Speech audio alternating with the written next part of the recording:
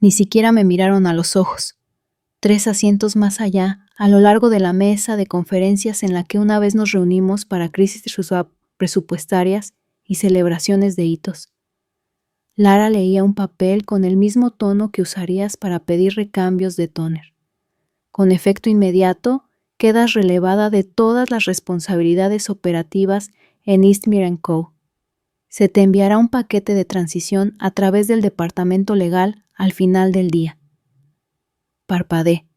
Las palabras no tenían sentido al principio, no en esa sala, no viniendo de ella, y ciertamente no dirigidas a mí. ¿Es una broma?, pregunté. Mi voz salió demasiado tranquila, demasiado débil.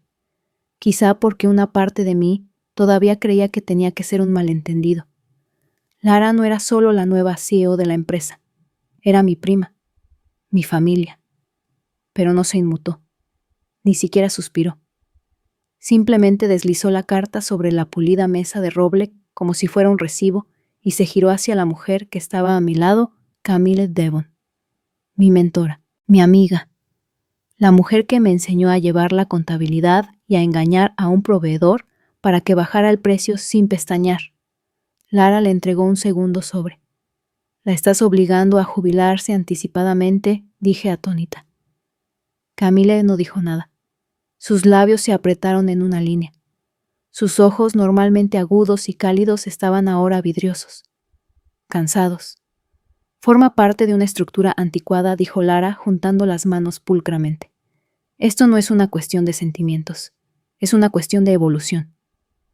Camille firmó el documento sin hacer comentarios. Su silencio era más pesado que cualquier cosa que Lara acabara de decir. Y entonces se acabó. Sin preguntas, sin debate, sin votación. Lara se ajustó la chaqueta como si acabara de terminar una conferencia magistral, recogió sus documentos y se fue sin siquiera una mirada. La puerta se cerró tras ella con un suave clic del tipo que resuena cuando es definitivo. Me volví hacia Camille. «¿Estás bien?», dudó. Luego sacó una nota adhesiva doblada de su agenda, la apretó en mi mano y cogió su abrigo. «Léelo más tarde», susurró. Me hicieron elegir Elia. Se fue antes de que pudiera preguntar qué significaba eso. Me quedé sola en esa sala de conferencias durante mucho tiempo. Las paredes de cristal, que una vez hicieron que el espacio pareciera abierto, ahora se sentían como una pecera. Todos fuera fingían no darse cuenta de mí. Esperé a que alguien, cualquiera, entrara y dijera que era un error. Nadie lo hizo. Cuando finalmente abrí la nota, la familiar letra de Camille llenaba el pequeño cuadrado con un mensaje que me partió el pecho. «Si tú no estás aquí, ya no es Eastmere». Fue entonces cuando lo entendí. No era solo un despido, era un borrado. No empezó ese día. El despido fue solo el punto final. La traición se había estado escribiendo durante años, cuando nuestro jefe y figura paterna, Graham Rusk, sufrió un derrame cerebral. Lo dejé todo, mi programa de posgrado, mi apartamento en Chicago, la vida que finalmente me estaba labrando. Lara envió una cesta de frutas y un mensaje de texto. Yo volví a Boston y ocupé su lugar sin que me lo pidieran. Sin ceremonia. Sin ascenso. Solo necesidad. Durante 17 años dirigí la parte operativa de Eastmere & Co. como si fuera oxígeno. Era la primera en llegar y la última en irse. Mientras Lara hacía giras como arquitecta de marca, en la costa oeste yo negocié nuestra salida del desastre financiero de 2008. Salvé cuentas de clientes con pura determinación y firmé garantías personales cuando las nóminas se agotaron. Una vez saqué todos mis ahorros para cubrir la factura de un proveedor. En Navidad, ella llegó en avión con botas de diseño y me dijo que parecía agotada. Lo que no dije: no había dormido una noche entera en 3 años. Me perdí el cumpleaños de nuestro tío para rescatar una ruta de transporte. Firmé un acuerdo de retención en el aparcamiento mientras ella publicaba fotos de las vacaciones con filtros digitales y champán. Aún así, no le guardaba rencor. Me decía a mí misma que éramos diferentes. Ella llevaba elegancia. Yo llevaba los moratones del trabajo. 2 noches después de la emboscada en la sala de juntas, inicié sesión en mi correo del trabajo por última vez. Tenía la intención de cerrar cuentas. archivar lo poco que pudiera. Pero en la unidad de archivos legales, una a la que Lara claramente pensaba que no accedería, encontré una carpeta marcada como sucesión, confidencial. Dentro, memorandos de estrategia, transcripciones de reuniones, presentaciones de PowerPoint con un lenguaje ensayado como giro heredado y distanciamiento estratégico. Todo fechado meses antes de que nuestro tío siquiera falleciera. Lo había estado planeando mucho antes de su funeral. No había sido una oportunidad con la que se topó. Había sido una campaña. Me había borrado del futuro antes incluso de haber llorado el pasado. Me quedé mirando los documentos hasta que mi vista se nubló no por las lágrimas, sino por algo peor. La incredulidad se volvió fría. Fue entonces cuando recordé algo que Graham me dio una vez. Fue en su casa del lago, 2 veranos antes del derrame. Estábamos en el porche viendo la luz curvarse sobre el agua de esa forma específica de color miel que solo se consigue a principios de julio. Me entregó una fina y desgastada carpeta de cuero y un pesado bolígrafo de plata el suyo. Espero que nunca lo necesites, dijo. Pero si alguna vez vienen a por ti, sin causa esto te convierte en la mayoría. Dentro había un fideicomiso legal, el 28% de la propiedad de Eastmere & Co., y una cláusula subcláusula que si alguna vez me despedían sin causa documentada, el pleno poder de voto y los derechos de veto se activarían al instante, sin necesidad de aprobación de la Junta. Me temblaron las manos entonces como ahora, porque no había querido creer que nadie, y menos Lara, pudiera volverse contra mí de esa manera. Le prometí que solo lo usaría si era necesario. Ahora, no usarlo parecía más peligroso que apretar el gatillo. Cuando recogí mis cosas, 2 fotos, una carpeta de archivos y ese bolígrafo, bajé por las escaleras, en lugar del ascensor. No podía soportar el peso del cristal viéndome descender.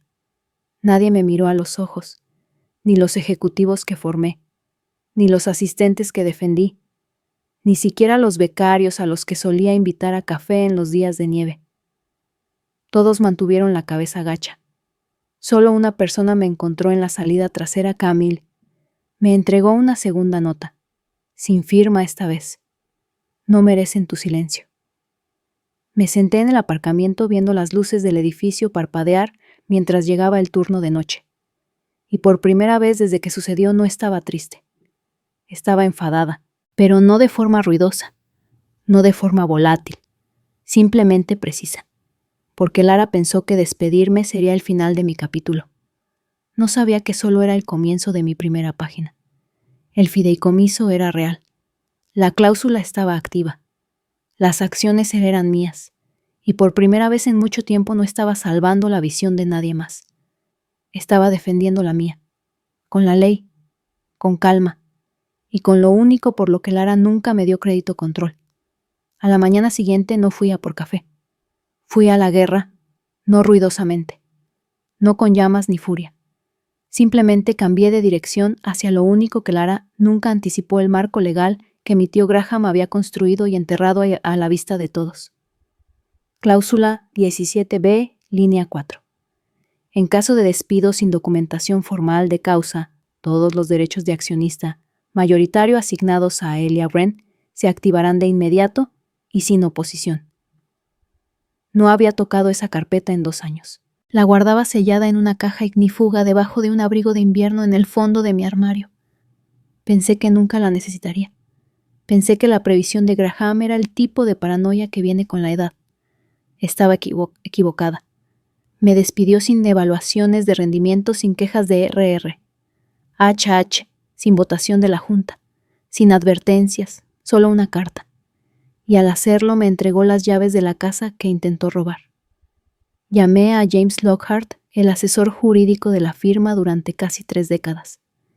Él había redactado el acuerdo de accionistas original, conocía la letra de Graham mejor que la suya propia, y tenía la serena gravedad de alguien que había visto 100 guerras de sucesión y las había sobrevivido todas. Cuando respondió su voz era cautelosa. «Señorita Wren, he oído lo ocurrido. También el fideicomiso», dije. Hubo una pausa. Luego el familiar crujido de papeles siendo barajados. «¿Todavía tiene el bolígrafo?» Abrí el cajón. Allí estaba, elegante plateado todavía grabado con las iniciales de Graham, el tipo de bolígrafo con el que no se escriben listas de la compra. Lo tengo. Entonces es el momento. A las 4:00 de la tarde estaba en el despacho de James. Las ventanas daban al puerto tranquilo y plateado bajo un cielo sin nubes. Su asistente me saludó como si no pasara nada, lo cual fue casi reconfortante.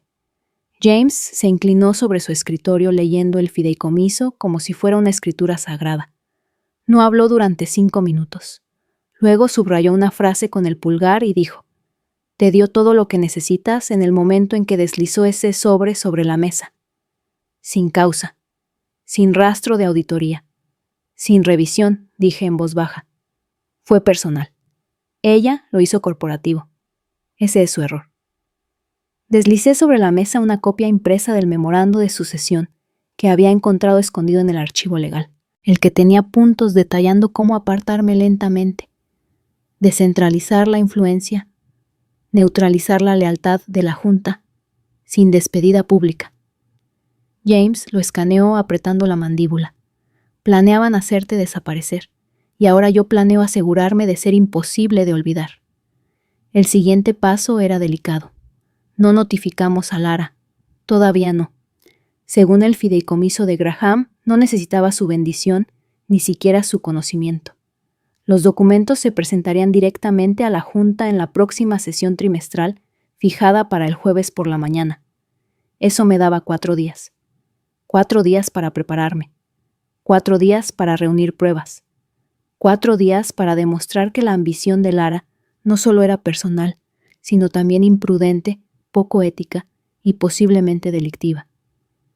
Empecé con un hombre, Everett Grange, nuestro auditor principal. Él y yo no siempre habíamos estado de acuerdo, pero respetaba el proceso.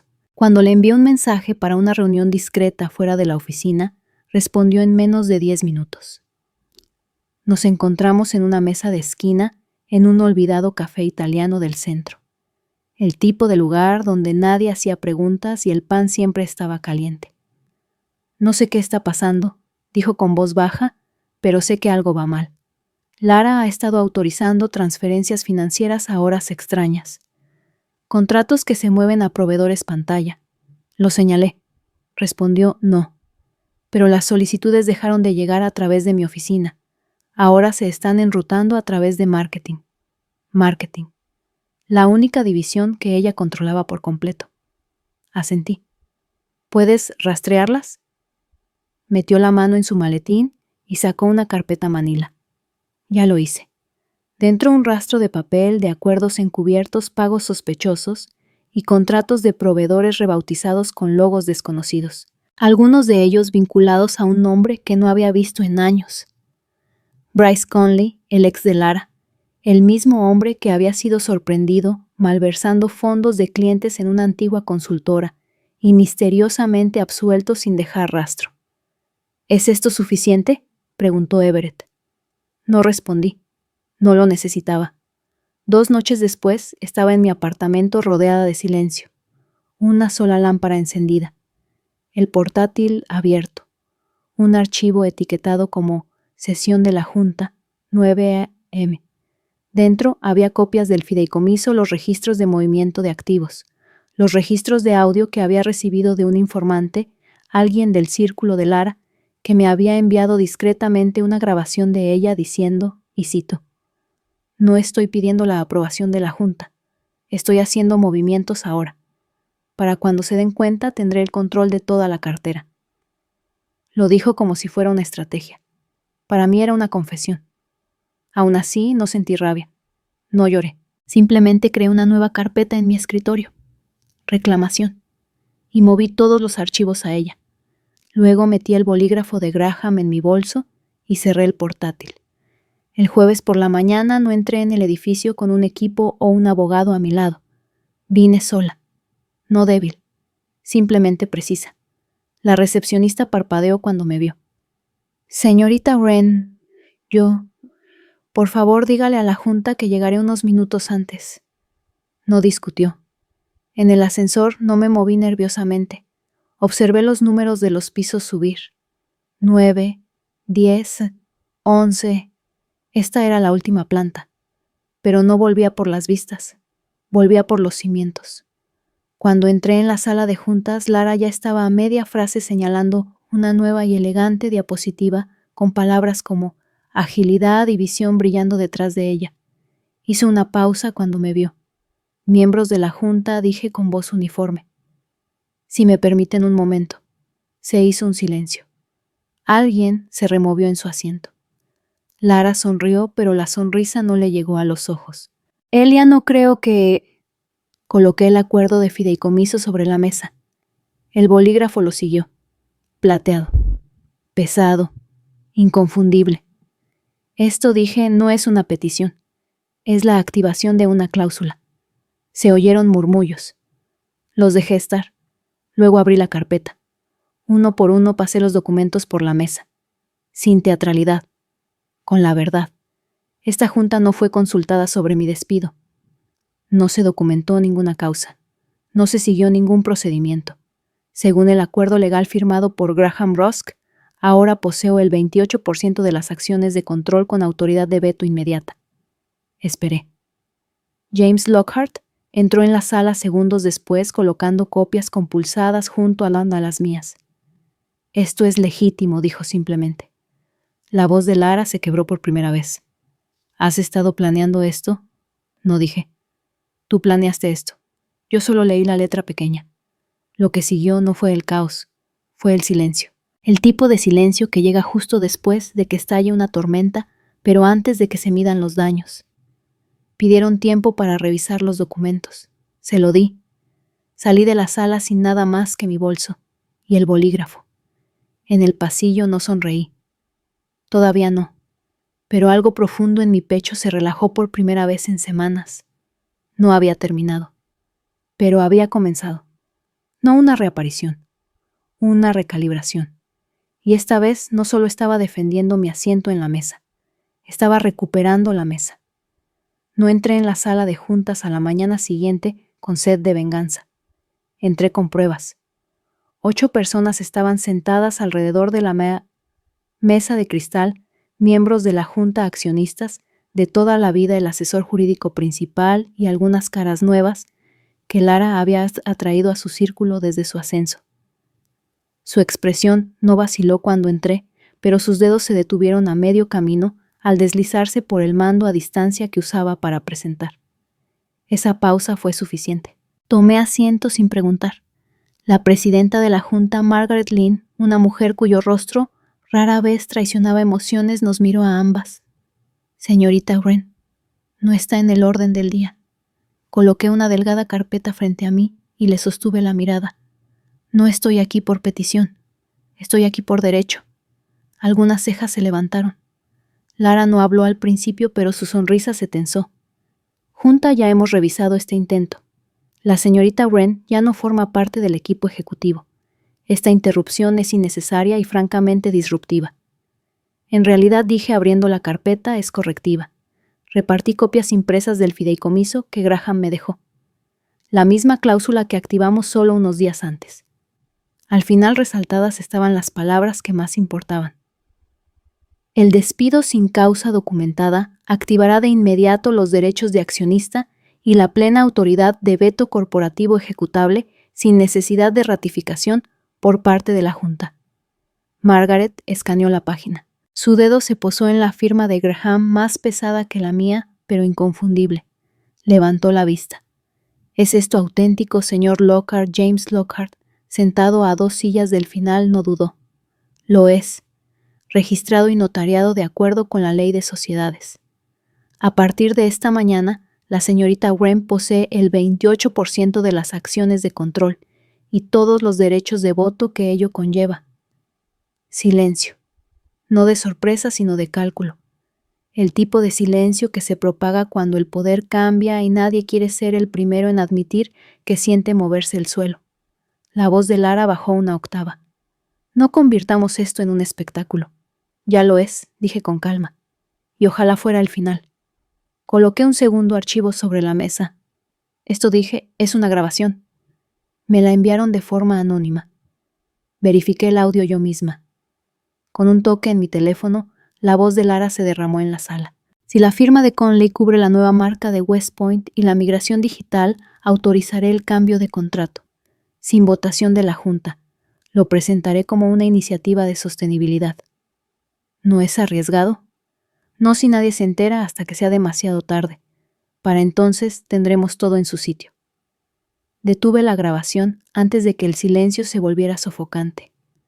Nadie se movió, nadie habló. Las manos de Lara estaban apretadas alrededor de los bordes del mando a distancia. Sus uñas se clavaban en el plástico. Eso fue sacado de contexto, dijo. Era una discusión hipotética con un proveedor. No se finalizó nada. James Lockhart se aclaró la garganta suavemente. La intención no es necesaria según la cláusula de accionistas. El incumplimiento, sí, y esto califica como tal. Margaret miró a los demás. Luego a mí. ¿Hay más asentí? Everett Grange, nuestro modista auditor interno, rastreó un patrón de redirección de activos. Varios contratos fueron redirigidos discretamente a través de corporaciones pantalla, entidades vinculadas a Bryce Conley, ex socio comercial y actual asociado de Lara. Las cadenas de proveedores han sido comprometidas. Las reclamaciones de propiedad diluidas. Los labios de Margaret se afinaron. Tiene documentación. Le entregué una memoria USB, con marcas de tiempo, registros de pago y borradores de acuerdos de confidencialidad, ninguno de los cuales pasó por la Junta. Lara exhaló bruscamente con el rostro ahora pálido. Esto es una locura. Es una campaña de difamación. No dije. Es una corrección. Sus ojos se encontraron con los míos. Entonces realmente se encontraron con los míos. Por primera vez lo vi. Miedo. Porque la Junta no necesitaba levantar la voz. No necesitaban gritar. Solo necesitaban apartar la vista de ella y dirigirla hacia mí. Y lo hicieron. Uno por uno. Paul Brennan, el miembro de la Junta que una vez me llamó, la sombra de Graham, se inclinó hacia adelante. Lara, llevas 9 meses como CEO. En ese tiempo, nuestra confianza pública ha caído. Hemos perdido 3 contratos clave y ahora estamos revisando movimientos de proveedores no autorizados con posible exposición penal. Eso no es culpa mía, dijo. Heredé inestabilidad. No dije tranquila y firme. Heredaste unos cimientos que yo pasé 17 años manteniendo unidos. Lara se volvió hacia mí entonces, no con la voz, sino con veneno. Planeaste, esto siseó. Te sentaste ahí jugando a la obediente y silenciosa, esperando que cometiera un error para poder saltar. No repliqué. Me senté ahí esperando que lideraras con integridad. Tú elegiste la ambición. Se acercó a mí con el pecho agitado. Siempre has odiado que yo tuviera la visión, que no estuviera atrapada en números y hojas de cálculo. Querías la corona sin el escenario. No me levanté. No levanté la voz. Simplemente dejé que dijera lo único que no pretendía decir en voz alta, que veía el liderazgo como una actuación. Margaret levantó una mano. Ya es suficiente. Se llamó a votación. 7 a favor. Una abstención. Ninguno en su defensa. Con efecto inmediato, Lara fue suspendida del cargo de CEO a la espera de una auditoría interna. Se quedó quieta, como si su cuerpo no hubiera asimilado el veredicto. Luego, sin decir palabra, se dio la vuelta y salió. La puerta hizo clic tras ella. No me moví. Todavía no. Simplemente me senté allí, dejando que el silencio respirara a mi alrededor. 1 hora después me presenté ante el equipo ejecutivo. No aplaudieron, no sonrieron. Pero se presentaron. Eso significaba más. No estoy aquí por venganza, dije. No habrá despidos repentinos ni purgas. No vamos a quemar el sistema. Levanté una página del archivo de auditoría. Pero vamos a identificar cada transferencia, cada decisión tomada, sin la aprobación de la Junta, cada persona que fue apartada por no aplaudir lo suficientemente fuerte. Asintieron. Estaban cansados, pero no estaban rotos. Esa noche me senté sola en la oficina que solía limpiar antes de que fuera mía. Abrí de nuevo el portal restringido. El acceso se había restablecido por completo. Hice clic en carpetas que no había visto en semanas, comunicaciones, finanzas, HH, y entonces lo encontré. Una propuesta fase de realineación Tuerino, con nombres de empleados vinculados a departamentos heredados, todos programados para ser despedidos. Camille, Luis de operaciones, Ángela de logística. No solo planeaba despedirme a mí, estaba cortando el alma de la empresa. Cerré el archivo y me recliné con los dedos envueltos alrededor del bolígrafo de Graham. Entonces llegó un mensaje de texto. Número desconocido. Nunca fuiste el eco. Fuiste el motor. Lo miré fijamente con un nudo en la garganta. Camille. Por supuesto que era ella. No una petición de ayuda, ni siquiera un agradecimiento. Simplemente, la verdad. A la mañana siguiente entré en el vestíbulo de Eastmere & Co. a las 6:15 de la mañana, sin cámaras, sin champán, solo el amanecer y suelos limpios. Los eslóganes que Lara había montado todavía colgaban de las paredes. Una nueva era, una visión audaz. No los arranqué, simplemente pasé de largo. A las 7:00 de la mañana me reuní con los jefes de departamento en la sala de conferencias principal. Ya no vamos a perseguir el brillo, dije. Escucharon. No necesitaban un espectáculo. Necesitaban una brújula, y eso es lo que pretendía hacer. Más tarde esa tarde, Everline Freight, uno de los clientes que Lara casi pierde, llamó para una renegociación. Confiamos en usted, señorita Wren, dijo el CEO. Usted es la razón por la que firmamos con Eastmere en primer lugar. Imprimí el nuevo contrato y lo dejé plano sobre mi escritorio. Luego saqué el bolígrafo de Graham. Pesado, familiar. Y firmé. No por venganza, por reparación. El edificio estaba más silencioso ahora. Era el tipo de silencio que no me había dado cuenta de que extrañaba constante reflexivo, sin el agudo clic de los tacones resonando por los pasillos, ni el zumbido performativo del impulso artificial. Las palabras de moda habían desaparecido. Los paneles de inspiración y los carteles de cambio de marca en los que Lara había insistido seguían colgados, pero ya parecían reliquias brillantes y huecas. No tenía planes de arrancarlos. Prefería dejar que se desvanecieran naturalmente, como viejos carteles de propaganda que nadie se molestaba en quitar. Dejar que el silencio los desmantelara. En su lugar algo más estaba regresando. Confianza. Confianza real del tipo que no pide aplausos ni firmas. Del tipo que se presenta temprano y listo porque cree en quién está al timón del barco.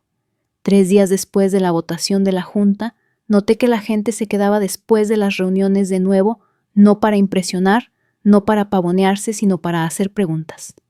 Preguntas reales. Cosas como, ¿qué pasa ahora con el contrato de West Point? ¿Podemos restaurar el flujo de trabajo de cumplimiento de proveedores que Lara eludió? ¿Traemos de vuelta al equipo de operaciones que ella desmanteló? Sí, sí lo hacemos. Ahí es donde empecé reincorporando a las personas que habían sido deliberadamente borradas. Camille fue la primera. Cuando la llamé, no respondió de inmediato. La pausa al otro lado de la línea me apretó el estómago. Pensé que quizá no contestaría en absoluto. Pero entonces Elia dijo, una palabra, sin preámbulos. Te quiero de vuelta. Un instante. Luego exhaló como si hubiera estado conteniendo la respiración desde el día en que nos despidieron a ambas. ¿En qué calidad asesora principal? Operaciones heredadas.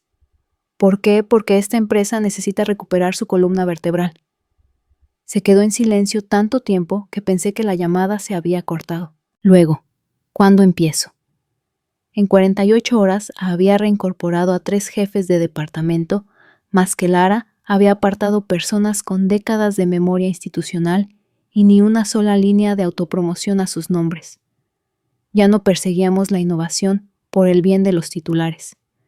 Estábamos construyendo para la resistencia. Aún así, no todos devolvieron el apretón de manos con la misma convicción. Algunos empleados estaban inquietos, otros eran oportunistas cambiando de lealtad porque el péndulo había oscilado no porque creyeran en la dirección. Y luego estaban los que habían visto cómo sucedía mi despido, la jubilación forzada de Camille, las transferencias de activos, las campañas de desprestigio, y no dijeron nada. No los castigué. Simplemente tomé nota, porque la lealtad no siempre es ruidosa, pero la cobardía tampoco. La sorpresa llegó una semana después. Un suave golpe en mi puerta a las 6:45 de la mañana, justo cuando estaba terminando el nuevo mapa de infraestructura para la revisión de cumplimiento. Era Miles, uno de los analistas más jóvenes de inteligencia de negocio. Apenas 26 años. Traje nuevo maletín desgastado, el ligero temblor de alguien a punto de decir algo incómodo. Adelante, dije. Entró, pero no se sentó. Hace aproximadamente un mes comenzó con los ojos en el suelo. Lara me ofreció un ascenso. No dije nada. Dijo que sería director para el verano. El doble de salario. Todo lo que tenía que hacer era mantenerla informada. Sobre los departamentos heredados, sobre Camille, sobre ti. Mis manos se detuvieron. Continuó rápidamente. No lo hice. No informé de nada. Pero tampoco la detuve. Metió la mano en su bolso y sacó una memoria USB. Grabé nuestras reuniones, por si acaso. La colocó suavemente sobre el escritorio entre nosotros como si fuera algo peligroso. No quiero nada a cambio, añadió rápidamente. Solo quiero trabajar para alguien que no trate la lealtad como un riesgo. Lo miré. Realmente lo miré. No la ansiedad en su rostro, sino la convicción en su voz. Eres exactamente el tipo de persona que necesitamos, dije. Sus hombros se relajaron. Su respiración se hizo más fácil. Cuando se giró para irse, lo llamé. Miles se detuvo. Ese ascenso que Lara te prometió se volvió confundido. Te ganarás uno aquí. No con susurros, con trabajo. Sonrió esta vez con algo más firme debajo. Esa noche me senté en la oficina que Graham usó una vez para gobernar. La misma que Lara rediseñó en acero minimalista y cristal ahumado. No la había cambiado de nuevo. Todavía no. No necesitaba borrar su huella. Solo necesitaba sobrevivirla. En la pantalla frente a mí estaba el contenido de la memoria de Miles. Clips de audio, invitaciones de calendario, hojas de cálculo que Lara había intentado mantener ocultas, redirigiendo rutas de archivos y renombrando carpetas en su nube personal. Estaba todo allí, incluido algo que no esperaba. Una propuesta titulada Fase 2, Realineación Estructural. Dentro había nombres. Camille, Luis de Operaciones, Ángela de Logística, todos programados para ser despedidos, todos marcados bajo un frío encabezado, cumplimiento heredado a ser eliminado gradualmente. Me recliné en mi silla. No le bastaba con echarme. Quería arrasar con todos los acontecimientos, cualquier cosa que recordara a la gente quién mantenía unida esta empresa cuando importaba. Fue entonces cuando lo supe. Esto nunca fue sobre liderazgo. Fue sobre autoría. Lara quería reescribir la empresa a su imagen, pero no quería hacer el trabajo. Quería los créditos iniciales sin tener que construir el decorado. Reenvié el archivo a James Lockhart. Luego abrí un nuevo documento. Título Eastmere & Co. Iniciativa de Restauración. La primera línea que escribí fue simple. No estamos reconstruyendo la empresa. La estamos recordando. 3 días después recibí una llamada de Victor Lang, el CEO de Apex Freight, la firma de logística a la que Lara una vez intentó canalizar contratos a través de la entidad pantalla de Bryce Conley. No había hablado con Apex en años, no desde que intentaron hacer una oferta a la baja a Eastmere durante la recesión de 2012. Pero la voz de Victor era educada, cautelosa, casi deferente. Hemos estado observando la transición, dijo. Su liderazgo ha sido impresionante. No dije nada. Nos gustaría reconsiderar nuestra asociación estratégica, esta vez bajo sus términos. Miré por la ventana donde el resplandor de la tarde de la ciudad golpeaba las torres de cristal de enfrente, y sonreí, no porque nos quisieran de vuelta, sino porque finalmente sabían que los términos habían cambiado. Más tarde esa noche encontré algo en mi escritorio, un pequeño sobre de color crema sellado con cera, sin remitente, pero la letra en el frente me detuvo en seco. la de Graham. Mis dedos temblaron ligeramente al romper el sello. Dentro había una sola hoja de papel con los bordes amarillentos. Su letra precisa y negra helia la claridad llega después de la traición. Pero una vez que veas con claridad, no apartes nunca la vista. Tu hermana no es tu enemiga. La confusión sí. En esta vida la gente te decepcionará. Los sistemas intentarán borrarte. Pero si todavía conservas tu nombre, tu propósito y tu bolígrafo, no has perdido. Ahora ocupa tu lugar. Y no te acobardes. Jeje. Lo leí 2 veces. Luego otra vez. El peso en mi pecho no se alivió, pero se asentó. Un recordatorio. Esto ya no se trataba de demostrar que ella estaba equivocada. Se trataba de demostrar que los cimientos eran correctos. A la mañana siguiente me presenté ante nuestros jefes de departamento, sin diapositivas, sin teatralidad, solo la tranquila confianza de alguien que no tenía nada que demostrar, pero todo que proteger. No estamos reescribiendo quiénes somos, les dije, simplemente estamos volviendo a poner en circulación la historia original. Asintieron, no con lealtad ciega, sino con creencia en algo que todos pensábamos que había sido enterrado hasta ahora. Hay un extraño tipo de poder en ver cómo las cosas se estabilizan. No viene con aplausos, no hay cuenta atrás ni corte de cinta, solo el lento regreso de la normalidad, la forma en que los teléfonos dejan de sonar a horas extrañas, la forma en que los empleados dejan de observar cada movimiento, como si esperaran una trampa, la forma en que las reuniones comienzan a tiempo de nuevo, porque todos están realmente concentrados en el trabajo. Solía pensar que el control significaba dirigirlo todo a la vez. Ahora entiendo que el verdadero control se trata de confianza, no necesitar vigilar cada rueda, porque las que giran a tu lado finalmente están alineadas. Habían pasado tres semanas desde que Lara salió de esa sala de juntas con sus tacones resonando secamente contra el suelo como si todavía tuviera a dónde ir. No se había puesto en contacto, ni una sola vez, ni una disculpa, ni una defensa, ni una represalia. Solo silencio. Pero el silencio no es paz, es estrategia. Y por eso exactamente no me permití relajarme. Todavía no. Un jueves por la tarde, mientras revisaba las actualizaciones de cumplimiento de contratos con el departamento legal, recibí un suave golpe en la puerta de mi oficina. Jaime, un asociado senior de riesgo regulatorio, entró. Era una de las pocas personas que nunca había fingido durante el mandato de Lara, nunca sonreía demasiado, nunca desaparecía cuando las cosas se ponían incómodas. Pero tampoco había dado un paso al frente exactamente. Elia dijo con voz baja: «¿Puedo hablar contigo extraoficialmente?» Señalé la silla frente a mí. Por supuesto. Se sentó con los dedos entrelazados sin mirarme directamente a los ojos. Antes de que todo sucediera, Lara me pidió que monitoreara las comunicaciones salientes de departamentos específicos, especialmente de cualquiera con vínculos con la antigua dirección. «¿Te refieres a Camille?», dije. Asintió. «Y a Luis. Y a la mitad de finanzas». Esperé. «No lo hice», dijo rápidamente. Pero tampoco me negué. Simplemente lo pospuse. Retrasé las aprobaciones. Me hice el remolón. Dejé que eso quedara entre nosotros. Supongo que quería creer que rectificaría, continuó. Que era una fase. No lo era, no dijo, no lo era.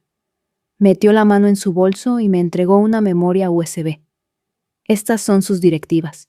Hilos de correo, memorandos internos. Algunos nunca debieron ser archivados, pero los guardé. No quiero crédito. Solo quiero ayudar a arreglar lo que queda. Tomé la memoria. No dije gracias, solo asentí.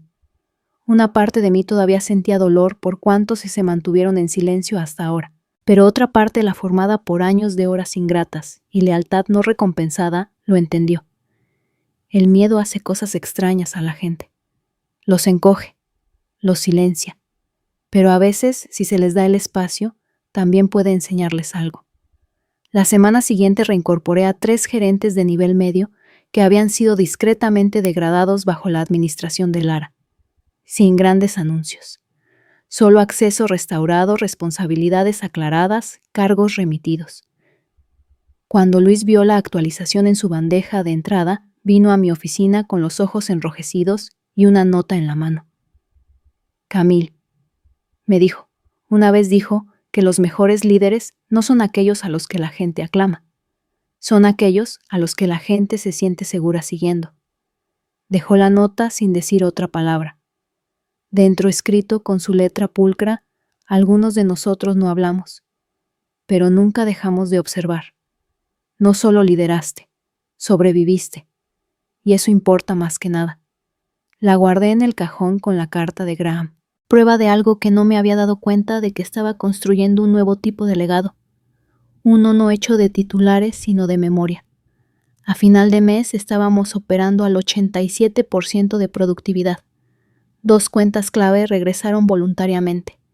Una tercera solicitó una renegociación e incluyó una cláusula que me nombraba específicamente como punto ejecutivo de continuidad. Y entonces el momento que no esperaba. Una solicitud de la Cámara de Logística y Sistemas Globales, una invitación para hablar en su foro anual. El tema, liderar a través de la recuperación estructural. Lara había sido programada como oradora principal antes de su caída.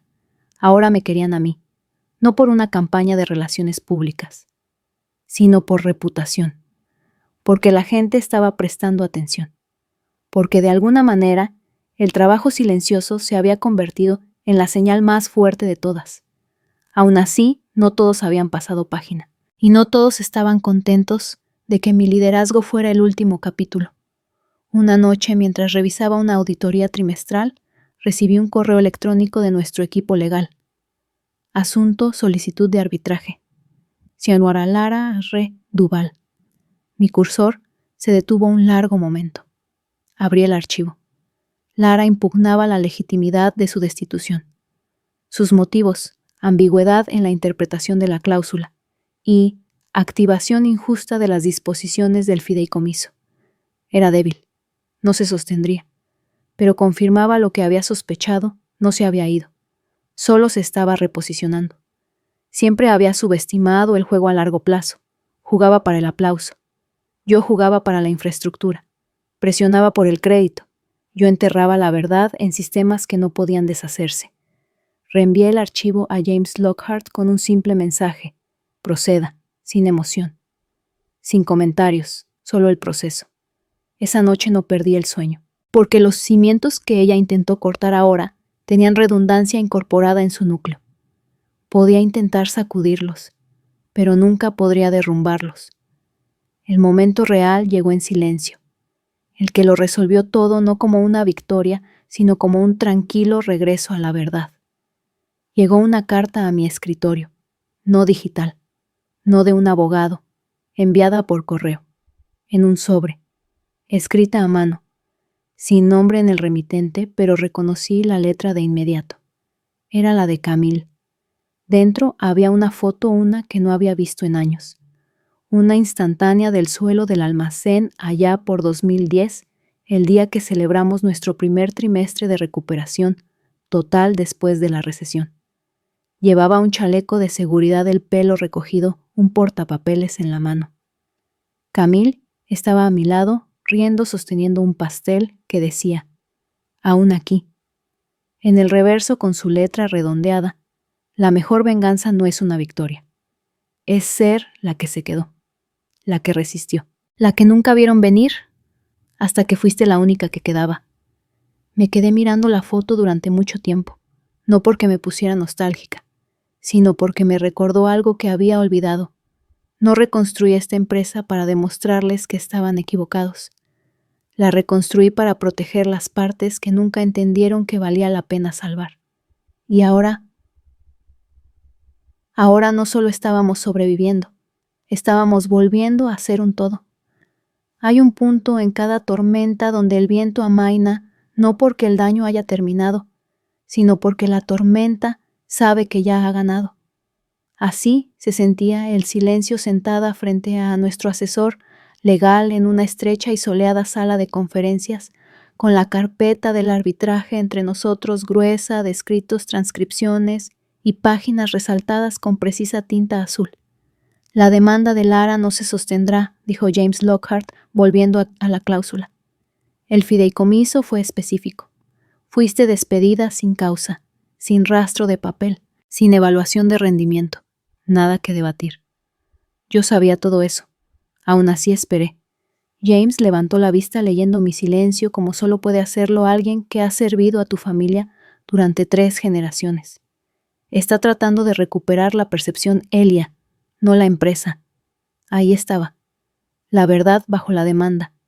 No estaba tratando de volver. Estaba tratando de reescribir el final. La audiencia de arbitraje tuvo lugar en un bufete de abogados corporativos externo, en una torre de cristal, con validación de aparcamiento y agua con pepino en el vestíbulo. Se sentía estéril performativo, exactamente el tipo de espacio que Lara habría elegido si todavía estuviera al mando. Llegué 5 minutos antes. Sola. James y nuestro abogado junior ya se habían instalado en la sala con los papeles cuidadosamente ordenados, un pequeño cartel que decía Eastmere & Co. Demandado. Cuando Lara entró fue como ver un recuerdo fallar.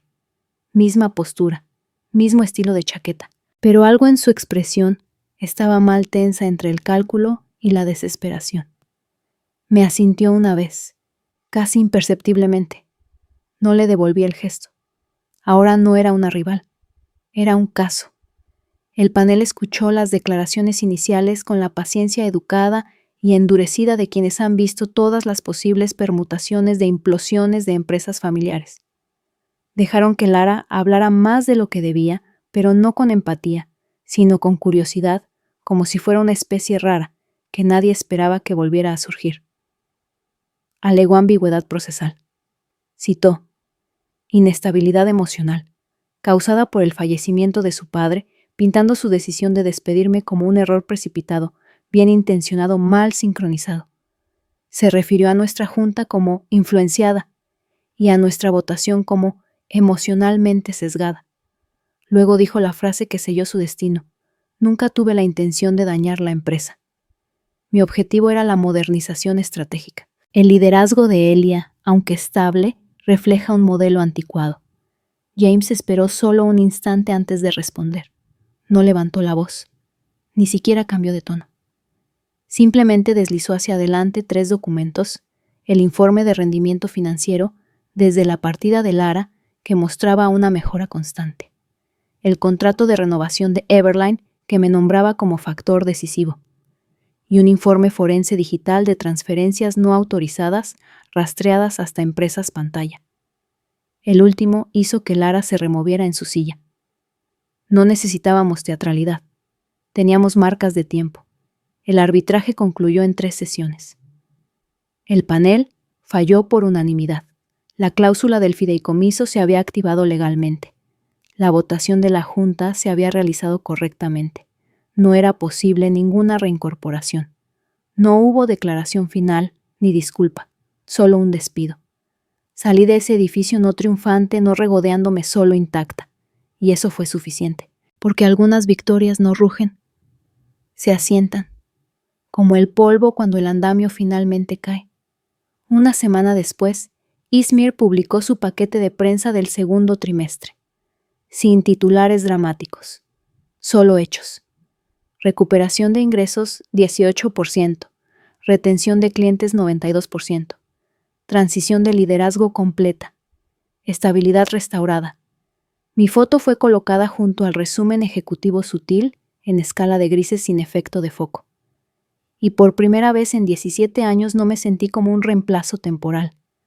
Me sentí como un nombre que querían recordar. Ese viernes por la mañana, recorrí toda la planta de la sede de Eastmere sin un destino, solo observación. La gente estaba concentrada y pintada sin prisas.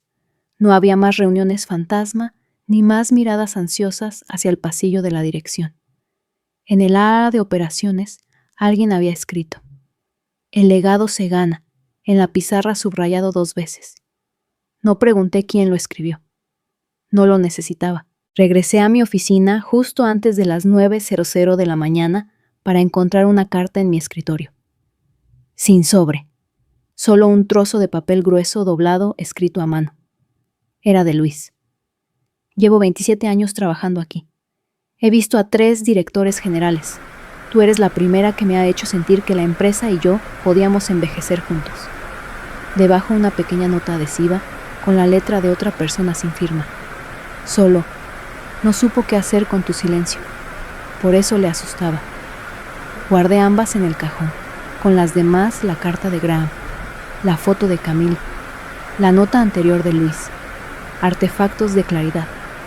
El capítulo final del colapso de Lara no ocurrió en un juzgado ni en una votación de la Junta.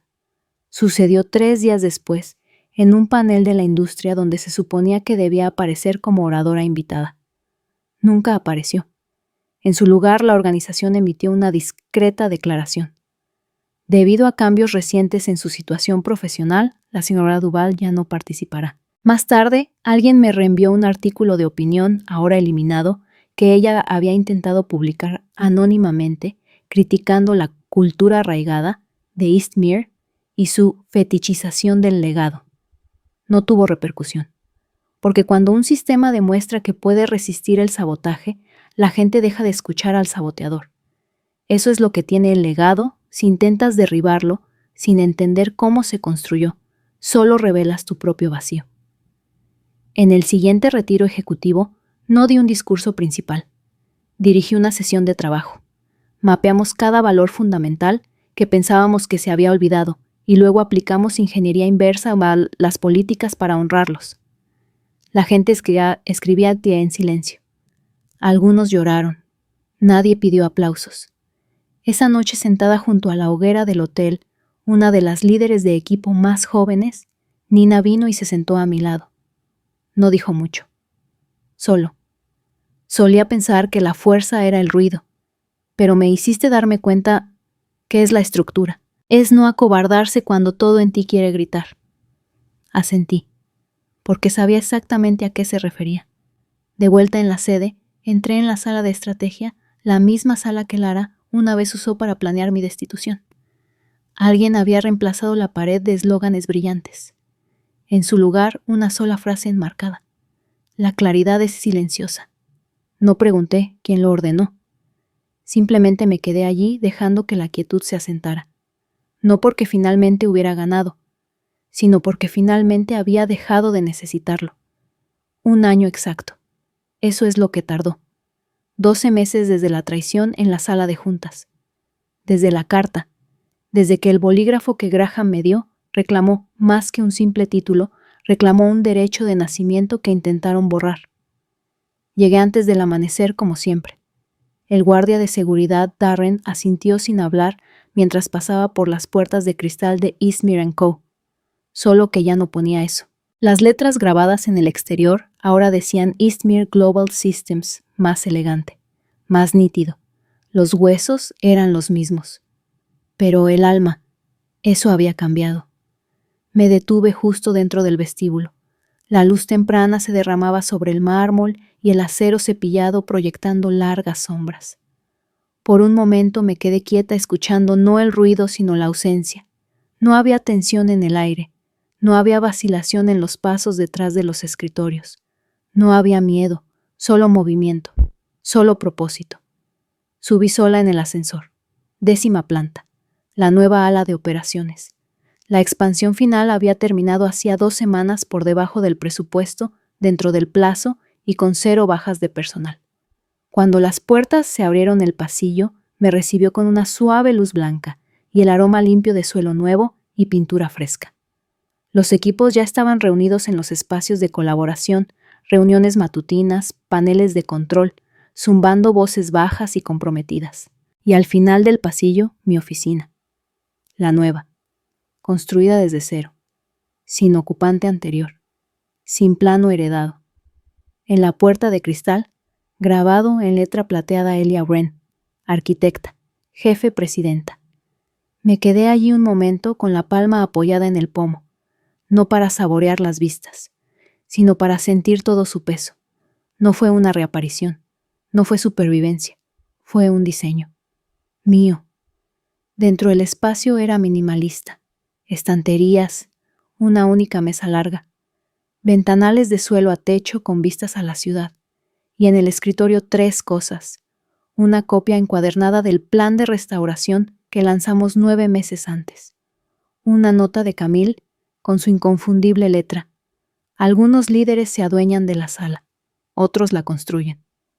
Y el bolígrafo de Graham ahora enmarcado. Debajo una placa, para cuando el mundo dude de ti. Me senté no con asombro ni incredulidad, sino con calma, como si la sala finalmente se estuviera poniendo al día con la verdad que siempre había sabido. Pertenecía aquí. A media mañana organizamos una sesión de estrategia con 3 firmas asociadas. Apex era una de ellas. El mismo Apex al que Lara una vez intentó canalizar contratos a puerta cerrada. Su CEO, Víctor Lang, me estrechó la mano con firmeza y asintió hacia el vestíbulo. El lugar se ve diferente, dijo. Debería, repliqué. Ha sido reconstruido. Sonrió. Bajo sus términos, supongo. No respondí. No lo necesitaba. Se puso serio entonces, bajando la voz. Hemos estado observando sus números, la retención de su personal, la integridad de la marca. Es raro ver a una empresa recuperarse así. Asentí. La recuperación no era el objetivo. ¿Cuál era la corrección? Esa palabra se le quedó grabada. Pude notarlo. Después de la reunión, recibí un mensaje del departamento legal. Lara había retirado formalmente sus apelaciones de arbitraje, sin explicación, sin firma, solo una última transmisión. Caso cerrado. Me quedé mirando la notificación en mi pantalla un rato, no porque removiera algo en mí, sino porque confirmaba lo que ya sabía. Ella nunca fue la historia. Ella fue la interferencia. Y ahora era ruido de fondo. Esa tarde recorrí de nuevo la planta, no como una visita, como un ritual. Los nuevos empleados levantaban la vista cuando pasaba. Algunos sonreían, otros asentían. Unos pocos me saludaron por mi nombre con una mezcla de respeto y curiosidad. Conocían los titulares. Habían leído el breve memorando interno cuando fui reincorporada. Pero lo que más importaba no era lo que sabían de mí, era lo que sentían cuando entraba en la sala. No autoridad, no intimidación, claridad.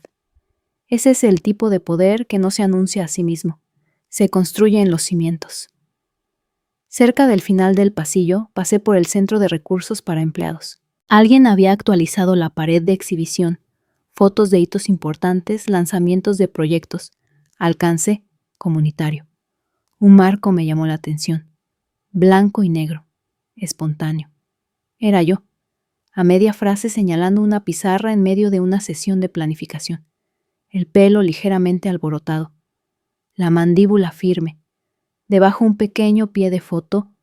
Elia Bren diseñó la reconstrucción que otros intentaron sobrevivir. No sonreí, no lloré, simplemente me quedé allí firme dejando que el momento respirara a mi alrededor. Esa noche regresé a mi apartamento por primera vez en semanas sin reuniones.